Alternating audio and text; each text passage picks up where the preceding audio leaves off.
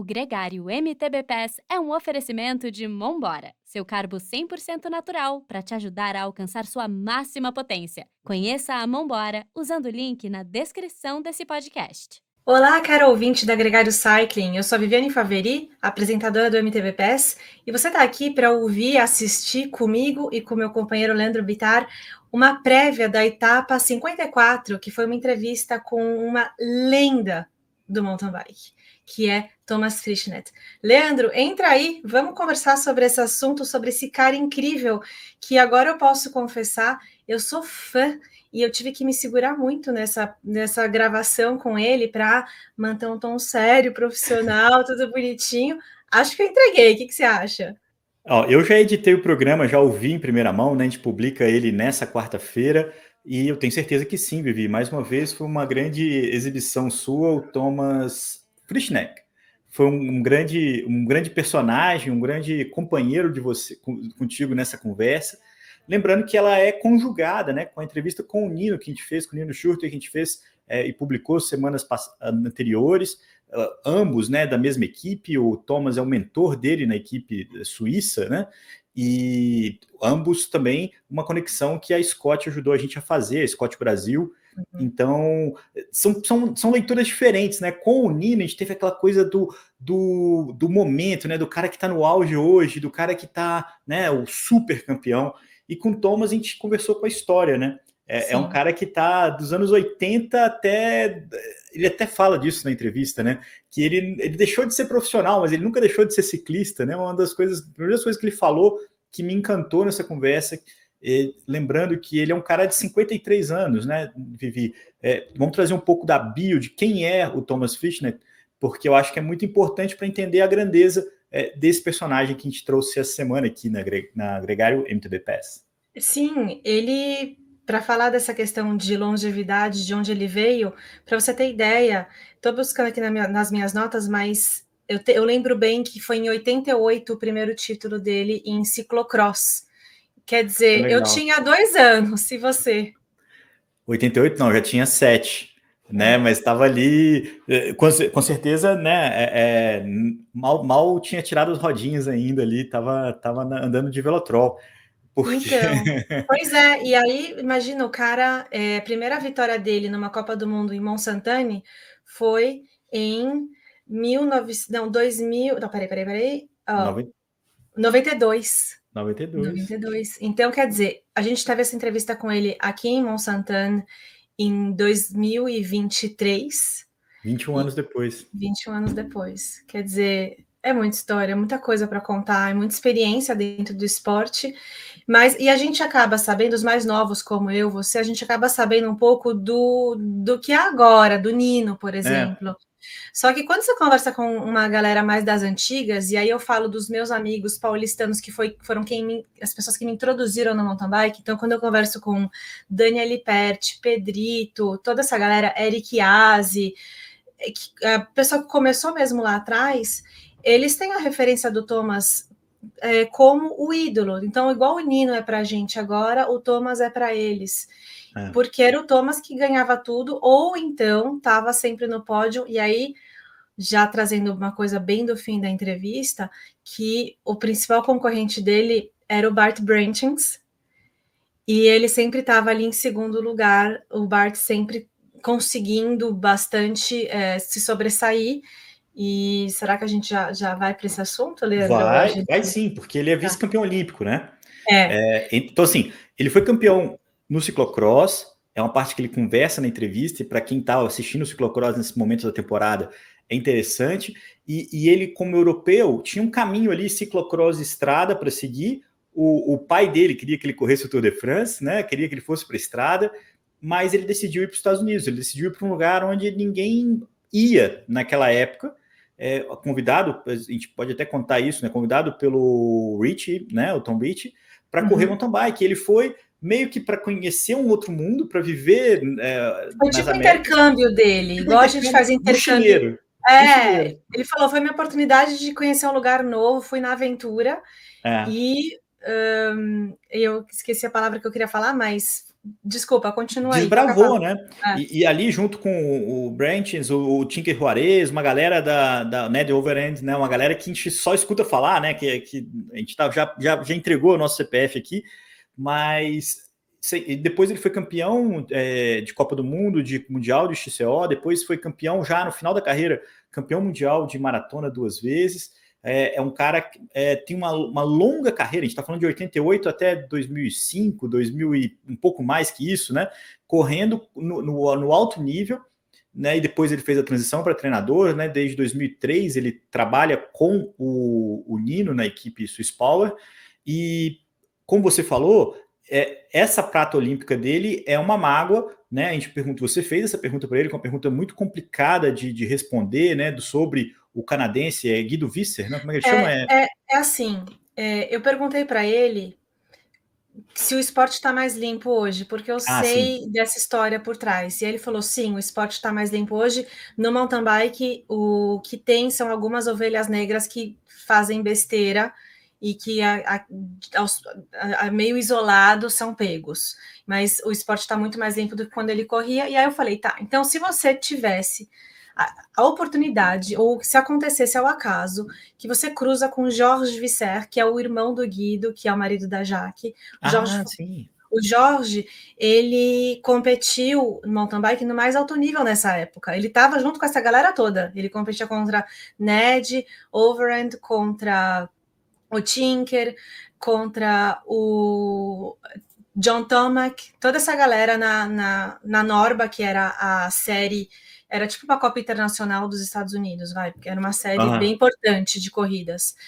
E eu falei, se você cruzar com o Jorge aqui em Mont-Saint-Anne, porque ele vem de Quebec, o que vocês conversariam? Né? Meio que toquei no assunto. Perguntei, lógico, para ele se eu podia tocar no assunto. E ele abriu as portas com tudo.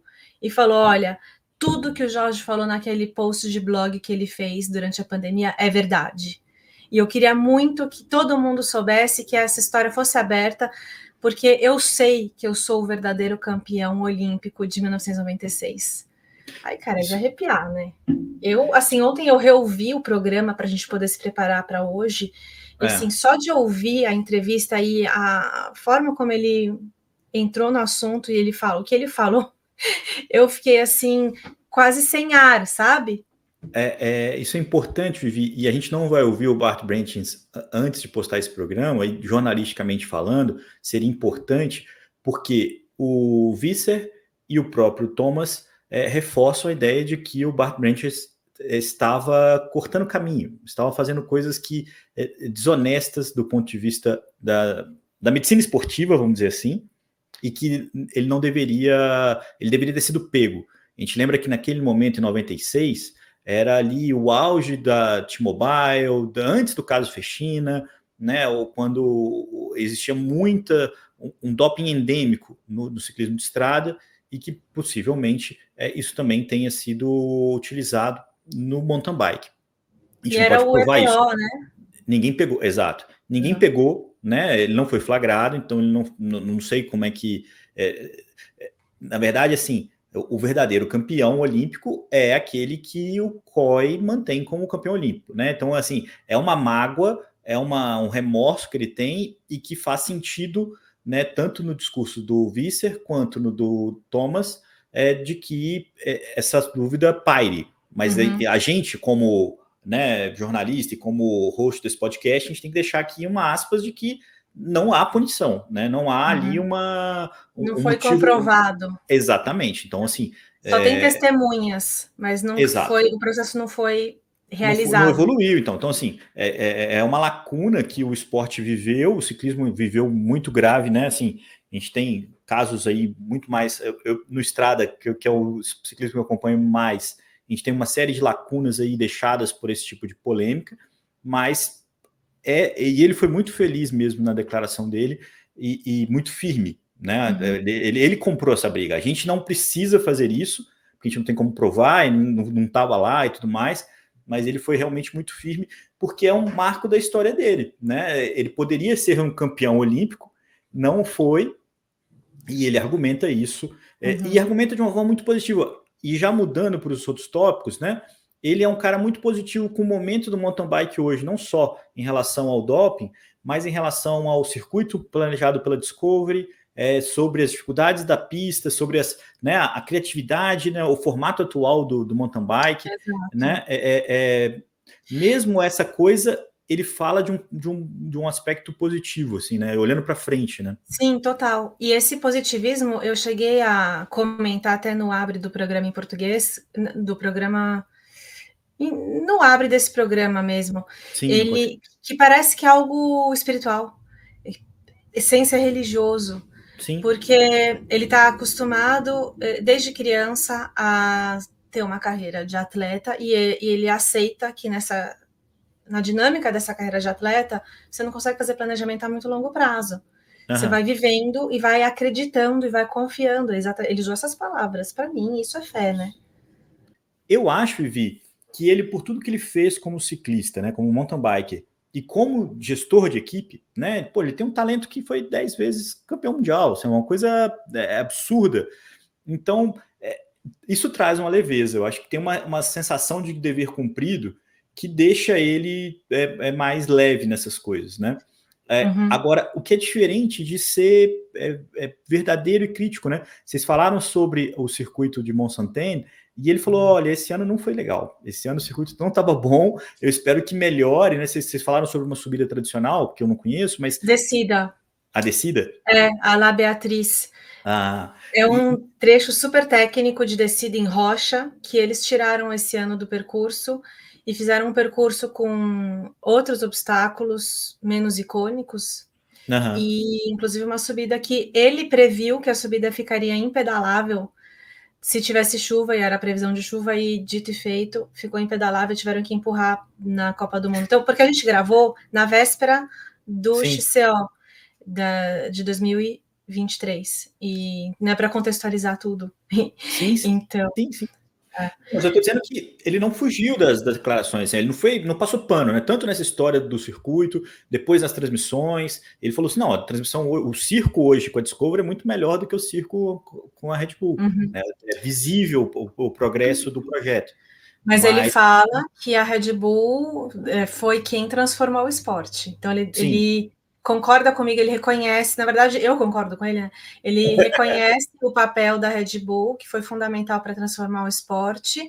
Ele comenta o lado positivo da Discovery ter entrado, que é de levar o esporte para mais gente e colocar ainda uma camada a mais na transmissão com os drones, mas esse lance da competição tá virando uma Fórmula 1 em um espaço muito restrito para os tops, atletas tops, para as equipes mais bem estruturadas e mais ricas, e isso ele não gosta muito. Então, tipo, ele fala que o lance de você ter mais acesso, mais contato com o público, de ser um negócio, uma vibe mais leve... Perder intimidade, né? Isso ele aprecia. Então, e isso é uma coisa que o Nino também gosta, do contato do público. O Nino, ele é movido a isso, né? Então, tem o ganha e o perde, mas, igual você falou, ele tem um positivismo, e o Nino também, incrível. É uma coisa, assim, admirável. Ele, na conversa, me transpareceu a ideia de que uma segunda divisão da elite vai ser um futuro próximo do mountain bike, né? Para o pelotão não ser tão grande e para todo mundo ter oportunidade, né? Você acha que você vai ter que ter uma forma, uma classificatória para correr na elite, alguma coisa desse tipo precisa ser feita para que a disputa se mantenha, né? Sem muito congestionamento, ele não usou essa palavra, mas sem muito conflito ali para um pelotão tão grande. Para filtrar, né? Para conseguir preparar as pessoas para chegarem lá. Né? O problema era você não dar a oportunidade dos caras que querem chegar nesse mundo não conseguirem entrar, né? E isso daí vai gerar outra discussão, outro papo para a gente ter ainda mais no futuro, porque então vai ter que ter investimento das confederações, das federações, criar ligas internas para preparar a galera para poder virar acessível o mais alto nível, senão fica um gap gigante e esquece. Vivi, muito importante lembrar que o quanto que, olha os temas que a gente abordou com ele, né? Tipo, do ciclocross nos anos 80 ao dilema entre ser ciclista de estrada ou mountain biker, os campeonatos mundiais, as formas como as provas são disputadas, a polêmica do doping, tudo isso numa longevidade imensa, né? Um cara que realmente viveu a história, e também a relação dele com o Nino, né? Que foi uma coisa que me chamou muita atenção. A forma como ele fala não é novidade para quem ouviu o podcast, né, do Nino, porque o Nino também expressa sobre isso, mas quando vê o mentor dele falando, cara, o Nino é um cara que está tomando café da manhã descontraído com todo mundo e daqui a 1 hora ele vai disputar um título mundial, assim, acho que esse é o grande clique do Nino que faz ele não sentir tanto a pressão quando ele não está na pista, né, assim, isso que eu achei bonito ele falando, assim. Sim, é legal ver ele comentando a relação que não é só uma relação que deu certo, mas é afinidade também, né, que eles têm, e filosofia, porque o Nino, ele entrou na equipe no 2º ano da formação Swiss Power, que era para ser uma equipe privada, um national team privado, foi uma proposta do técnico dele, que era técnico da equipe nacional na época, e o Nino entrou lá no começo como júnior, e tá lá até hoje. O Nino, ele não gosta de mudar as coisas que funcionam, mas ele gosta de fazer o fine tuning, que é o 1%, meio por cento que ele vai ganhando aos poucos. E, cara, eu não queria deixar de comentar uma coisa. A gente vê hoje, e foi até um assunto na conversa com o Nino, dos caras da estrada do ciclocross vindo para o mountain bike. Então, Pidcock e Mathieu Van Der Poel, por exemplo. E aí, o Thomas competia contra o pai do Mathieu Van Der Poel. O Adrian. E foi o mais jovem a ganhar uma Super Prestige de ciclocross. Engraçado que esse Super Prestige foi uma grande polêmica aqui da atualidade, Vivi, porque o filho de outro ciclocross famoso, né, o Sven Nys, o Thibaut Nys, optou não correr uma etapa da Copa do Mundo para correr um Super Prestige, para você ter noção do tamanho dessa liga, desse calendário Super Prestige. O Thomas lembrar disso, né? Ele se credenciar, né? Ele foi campeão mundial de ciclocross júnior. E ele na conversa falou, não, eu fui campeão do Super Prestige. Então, isso é uma coisa realmente relevante que abriu os holofotes dele, inclusive, para o convite para ir para os Estados Unidos, né? Foi um pouco dessa experiência dele. Tinha uns americanos lá correndo junto e que ajudou a ter essa visibilidade e essa oportunidade. É um tema muito legal, né, Vivi? Porque essa fusão e a gente se deleita disso, principalmente quando a gente fala dos grandes nomes. E quando você vê que isso poderia ter sido um outro momento, que o pai do Mathieu também chegou a correr no mountain bike. Se esses caras, essa briga, essa fusão e essa troca tivesse os holofotes que tem hoje, a gente também já estaria curtindo isso há muito mais tempo, né? Assim, essa troca de modalidade, ela é válida, assim, acho que é rico. Agora, voltando ao Thomas Frischner, esse programa está em inglês, né?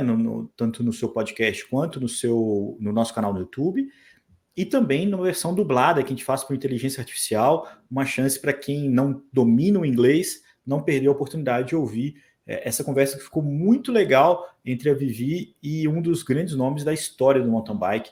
Mais uma vez aqui, a gente tendo prestígio no MTB PES. Até fiz um post esses dias, Vivi, pegando um print das últimas edições do MTB PES e os nomes com quem a gente conversou, não só nessa versão já Mombora, né, que tomou o podcast, mas também os últimos anteriores, desde Yolanda Neff até Chris Blevins, Nino Schurter, Erida. Cara, tem cada nome de peso que dá orgulho, né? E os brasileiros todos que estiveram aqui com a gente também, claro. de mais alto calibre, entre eles o Avancini, o José Gabriel, o Cocuzzi, o próprio Lan, que foi uma joia. Né? Todas as meninas da Elite, então a gente trouxe a Juju, que não está ainda na Elite, mas uma grande atleta, Raíza Golão, Ercília Najara, Karen Olímpio, Letícia Cândido. Então, ainda tem algumas que eu quero convidar, mas... Não, claro que tem uma sempre lista. vai ter, e, cara... E voltar, né? Também tem, as coisas mudam, mas é um orgulho, e eu acho que o Thomas Frischner entra aí num hall bem legal de conversas que você não pode deixar de assistir. Fiquem ligados, porque é uma conversa que vale cada detalhe das perguntas e das respostas que foram colocadas nesse podcast, são preciosas, e dá um baita orgulho fazer parte disso, Vivi. Obrigada, Leandro. Obrigada por tudo isso. Obrigada, ouvinte, por acompanhar a gente até aqui. Aguardo um retorno de vocês. Me contem o que vocês acharam desse papo, desse debrief, dessa introdução, que já está com quase 30 minutos, e também do programa com o Thomas. Me contem o que faltou perguntar, o que vocês gostaram que eu perguntei, quais foram os pontos mais legais. E ele já deu abertura aí para voltar, quem sabe um dia, se a gente fazer uma parte 2, senti vai isso. voltar. Porque eu encontrei com ele pessoalmente depois, ele foi muito querido comigo, então foi um ótimo sinal que ele gostou da conversa. Gente, obrigada, Leandro, e até a próxima. Eu que agradeço, até a próxima.